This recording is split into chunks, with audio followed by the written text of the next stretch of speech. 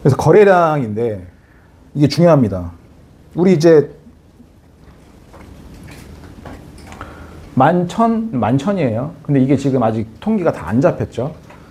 이게 지금 25년 6월 달이니까 6월 달 통계는 7월 말까지 돼야 7월 말까지 된 거가 다 잡히는 건데 지금 아직 다 잡히지도 않았는데 이게 지난주 겁니다. 다 잡히지도 않았는데 11,000건 정도 됐습니다. 그리고 대책이 나오고 난 다음에 엄청 줄었죠. 물론 이거는 이제 다음 달 말까지는 계산해 봐야겠지만 추세로 봤을 때 지금 6월 달이 한 12,000은 가뿐하게 돌파할 걸로 보이고 지금 7월 달 잡히는 게 한 3,000건 정도. 요거는 서울시의 아파트만 집계를 한 겁니다. 여러분 요거 어디 가서 보시냐면 부동산원 통계 뭐 이런 데 안 나와요. KB 통계도 잘 안 나와요. 어디 가서 보셔야 되냐.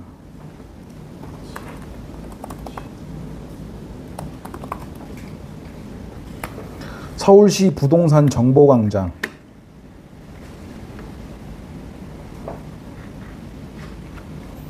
여기 부동산 거래 현황이라고 있죠.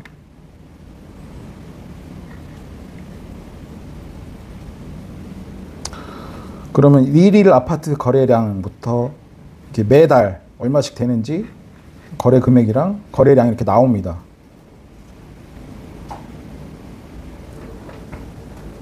(7월 20일) 기준 6월이 11,000, 그래서 이거는 12,000 돌파할 거고 7월은 한 3,000건 정도 될 거다. 지금 12,000건이 어느 정도냐면 2020년 이후 5년 만에 최대치입니다. 2020년에 뭔 일이 있었냐? 그러니까 2020년 전에 2019년 말에 12, 16 대책 나오기 전까지가 거래량이 굉장히 많았어요. 그러니까 문재인 정권 때. 그 이후로 이제 거의 5년 만에 제일 많은 거래량을 보였다. 그만큼 시장이 과열됐었고 굉장히 핫했다. 그래서 대책과 거래량의 관계에 대해서 쭉 제가 이거 스토리를 다 이때는 뭐가 있었고 이때는 뭐가 있었고 다 분석을 해놓은 건데 제가 아까 5년 전에 비해서 최대량이라고 했던 게 요겁니다. 6.17 대책. 문재인 정부 때. 12, 16 대책이 언제냐. 아까 말씀드렸잖아요. 15억. 15억 이상 대출 안 해주고. 그 전까지도 막 미친 듯이 막 거래량이 잘 됐었어요. 근데 이제 대출 규제 딱 나오니까 거래량이 폭락했잖아요. 점점 내려가다가 한 5개월, 6개월 지나니까 다시 또 치고 올라갑니다. 이때는 어떤 게 거래가 됐냐. 15억 이상 대출 안 해줬잖아요. 그럼 10억 밑에 있는 것만 되는 거예요. 그리고 9억 이상은 LTV가 확 줄어들잖아요. 9억 밑에 것만 되는 거예요. 그래서 이때 어떤 현상이 발생했냐면 모든 아파트들이 9억, 15억에 막 수렴을 해. 그래서 약간 12억, 13억 하던 것들도 15억으로 가격이 오르고 16억, 17억 했던 거는 오히려 가격이 빠지고 그 이상한 현상이 발생했습니다. 그래서 이때도 거래가 엄청 많이 됐어요. 그리고 6월 17일 6.17 대책은 뭐냐면 실거주하는 전입 요건을, 그러니까 대출 받은 사람은 무조건 전입을 해야 된다. 요 요건이 이때 이 대책 때 나왔거든요. 그거 나오니까 또 거래량 급감하고. 그리고 또 이제 참 사람이 웃긴 게 이게 우리 잘 보시면 거래량 급감하고 한 5, 6개월 있으면 또 스물스물 또 올라옵니다. 거래량이. 그래서 12, 16 대책도 마찬가지고 6.27 대책도 마찬가지고 대책 나온 다음에 거래량이 급감했지만 또 거래량이 증가하더라. 12, 17 대책은 뭐냐면 전국적으로 조정 대상 지역을 확대했어요. 그래서 거의 대부분의 지역이 조정 대상 지역에 묶여 있어가지고 여러 가지 대출 규제나 뭐 이런 것들이 이제 많이 걸려 있었죠. 그 이후로 계속해서 조금 거래량은 이제 줄어들다가 윤석열 정권이 들어오면서 조금 이제 잠잠하나 싶더니 서울시 이제 조정 대상 지역 다 해제했잖아요. 지금 상태 용산구, 강남 3구 제외하고는 다 비규제입니다. 그때부터 이제 거래량이 또 증가하기 시작합니다. 그래서 이때도 거래량이 많지는 않았어요. 많지는 않았는데 이제 제가 봤을 때는 윤석열 정권에서 이제 여러 가지 부동산 대책들 많이 내놨지만 현실화된 게 많지 않거든요. 그 뭐 취득세도 안 풀렸고, 그리고 이제 뭐 그 재개발재건축 특별법 이런 것도 이제 통과가 안 됐고, 여러 가지 법안들은 많이 냈습니다만 실제로 국회에서 통과를 시켜줘야 되는 것들 때문에 통과가 많이 안 됐어요. 그래서 우리가 예상했던 것들보다는 거래가 많이 안 됐고, 근데 그럼에도 불구하고 가격은 많이 올랐습니다. 이것도 나중에 설명드릴 텐데. 그리고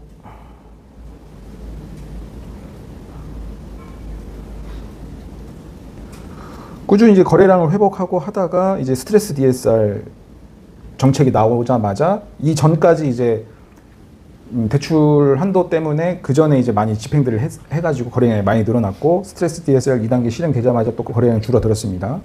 그리고 이게 지금 핵심이죠. 이제 올해 초에 이제 오세훈 서울시장이 이제 그 송파구를 비롯한 토지거래 허가구역을 풀었습니다.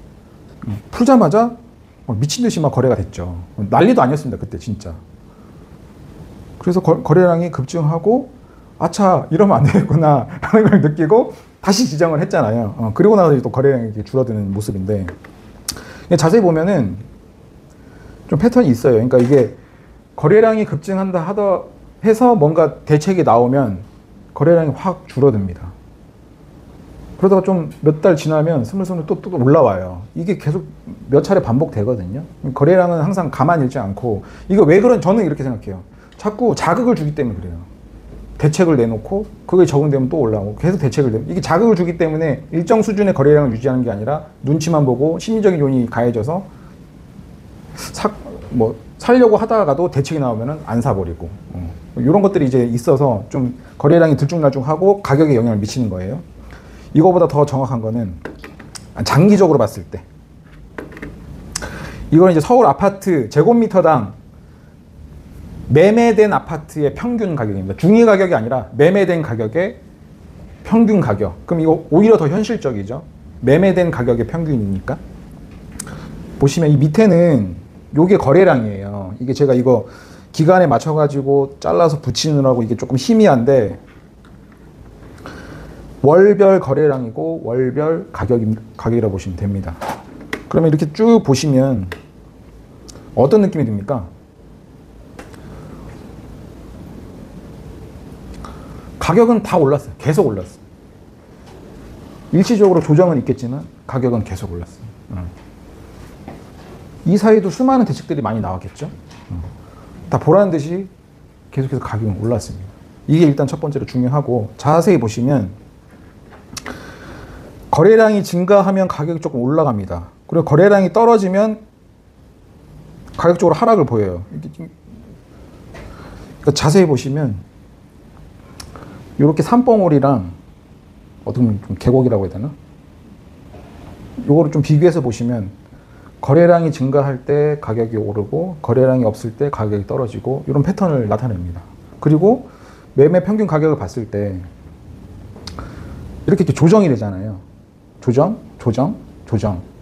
조정과 상승을 반복하면서 결국은 우상향을 하는데, 이 조정 폭이 10% 이상 벗어나는 경우가 거의 없어요.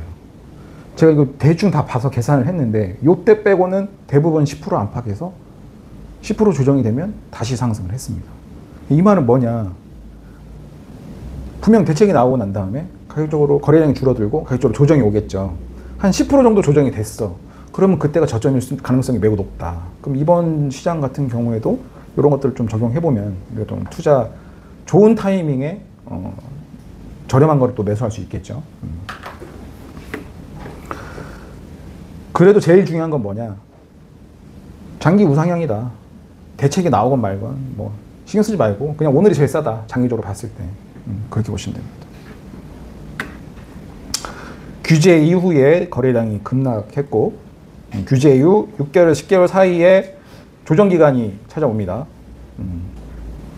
일정 조정 이후에 다시 거래량 상승 동반한 가격 상승도 있었고, 그리고 대체적으로 거래량이 감소할 때 가격 조정이 오더라. 그리고 거래량이 증가할 때 같이 가격적으로 상승을 하더라. 조정의 폭은 10%에서 20% 정도 되고 대개는 10%에서 이제 수렴을 합니다. 근데 조금 세다. 그럼 20% 정도. 근데 20% 정도는 좀 사실 이제 국가적으로도 이제 뭐 뭔가 문제가 되기 때문에 그렇게 내버려 두진 않을 것 같아요. 그리고 조정과 상승을 반복하며 입지에 따라 가격이 양극화됩니다. 우리 아까 그 조정이 한 10% 정도 됐잖아요. 그리고 그 가격적으로 봤을 때 이게 평균이잖아요. 서울시 평균입니다. 다른 데가 아니에요. 서울시 평균이에요. 그러면 이만큼 조정이 됐으면 평균이기 때문에 이거보다 덜 조정된 애들도 있을 거고 얘보다 더 조정된 애들도 있을 거란 말이에요. 그러니까 이게 급지가 높으면 높을수록 상급지일수록 조정의 폭은 아니, 절대적인 금액은 많겠죠. 뭐 100억짜리 10%랑 10억짜리 10%는 다 금액적으로는 다르잖아요. 그러니까 금액의 크기는 최상급지가 더 클 수는 있지만 조정의 폭은 크지 않고 오히려 반등할 때 먼저 반등하고 이렇게 하더라. 그래서 그럼 이렇게 해서 조정됐다가 다시 상승할 때 상급지는 조금 조정됐다가 바로 올라가는 거고 하급지는 조정됐다가 회복도 못하는 데가 많을 거란 말이에요. 지금도 마찬가지예요. 우리 한창 6월 전까지 굉장히 거래량이 많고 또 여러 가지 가격적으로 신고가를 막 쓰고 했던 데들이 대부분 최상급지고 그에 반해서 저기 뭐 변두리, 뭐 상계 뭐 이런 데는 회복도 못했어요. 구로, 상계, 뭐 금천 이런 데, 노도강 이런 데, 금광구 이런 데 회복도 못하는 데가 대부분이에요. 아파트 우리 이제 아파트 많이 호갱노노 이런 거 많이 보잖아요. 실거래가에서 이제 그래프를 많이 볼 텐데 보면은 최상급지들은 계속해서 이렇게 신고가를 쓰는데 조정됐다가도 다시 올라가고 이렇게 하는데 그렇지 않은 곳들 좀 변두리 같은 경우 지방은 더 하겠죠. 서울 변두리 같은 경우는 이렇게 올라가다가 조정됐다가 회복 못한 데가 너무 많아요. 그런 상태에서 우리 또 규제 대책을 확 뿌려버린 거야. 그러면은 그런 데들은 심리적인 영향을 많이 받겠죠. 그럼 또 거래가 또 침체되고 가격적으로 하락하고 그런 상황이 옵니다. 그래서 조정과 상승을 반복하면 입지에 따라 가격 양극화가 점점 심해질 거고 제가 맨날 하는 얘기인데 이 양극화가 심해지면 심해질수록 우리는 어떤 데 가야 돼요? 최상급지를 가야죠. 양극화 수혜를 받을 수 있는 데를 가야 된단 말이에요. 그래서 제가 맨날 하는 얘기 있잖아요. 한강을 기준으로 압구정, 반포, 여의도, 이촌동, 한남, 성수, 잠실 여기만 보셔라. 근데 우리 이제 갈 수 있을까요? 가기가 점점 힘들어지고 있어요. 그죠? 갈 수 있을 때 무조건 가셔야 됩니다. 이거를 우리 얼마 전에 이제 그 토지거래허가 해제될 때가 다시 묻겠잖아요. 해제됐을 때 거래량이 폭발적으로 상승했고 그때 주워 담은 사람들이 다 이유가 있는 거예요. 기회가 됐을 때 무조건 사야 돼. 내가 살 수 있는 어떤 여건이나 환경 이런 게 됐을 때 무조건 들어가셔야 됩니다. 근데 이제 자꾸 재개되잖아요. 우리 사람이라는 게 어쩔 수 없잖아요. 조금 더 떨어질 것 같은데 내지는 이거 가격적으로 조금 내고 할 수 있을 것 같은데 아니, 지금은 때가 아니야. 뭐 별의별 생각들을 다 하잖아요. 매수를 하면서. 근데 돈 버시는 분들은 그냥 탁탁 삽니다. 크게 신경 안 쓰고 그냥 시세보다 어마어마하게 싼 거를 기대하는 건 사실 무리고 시세대로만 되면 턱턱 이제 매수하신 분들이 다 돈 보셨어요. 그죠? 우리 고객님? 저희 우리 고객님이신데 좋은 거 매수하셔가지고 또 지금 단기간 또 수익을 많이 기록하셨죠? 그러니까 이제 기회가 됐을 때 비싸네 안 비싸네 이거는 뭐 무슨 뭐가 잘못됐네 뭐 이렇게 많이 따지시는 분들보다 그냥 덜컥덜컥 매수하시면 돈을 다 보셨습니다. 그러니까 우리 중요한 건 뭐냐? 주택시장이 점점 양극화되기 때문에 양극화되는 수혜지를 가셔야 되고 그 수혜지는 한강벨트 내지는 강남에 인접해 있는 그런 데를 가셔야 되는데 점점 앞으로 시장이 점점 양극화되고 시간이 지나면 지날수록 점점 갈 수 있는 허들의 높이는 점점 높아질 겁니다. 그렇기 때문에 내가 어떤 기회라든지 환경이라든지 어떤 여건이 됐을 때 갈 수 있다. 그러면은 재지 마시고 무조건 들어가는 게 맞습니다. 뭐 지금 제가 우리 그 세미나 신청할 때 제가 설문조사를 하거든요. 그러면 이제 투자 뭐 경험이 있는지 없는지, 어디 선호하는지, 뭐 투자금은 얼마 정도 있는지 이런 것들을 다 보고 그거에 맞춰서 이제 제가 세미나를 준비를 하는데 지금 우리 여기 계신 분들 대부분 한남 성수 가기 힘들어요 이제. 근데 다들 한남 성수를 보셨을 거예요. 처음 접근하셨을 때는. 이렇게 대책이 또 나와버리니까 또 가격이 올라가 버리니까 우린 또 기회를 놓친 겁니다. 자꾸 이런 걸 제시면 안 된다.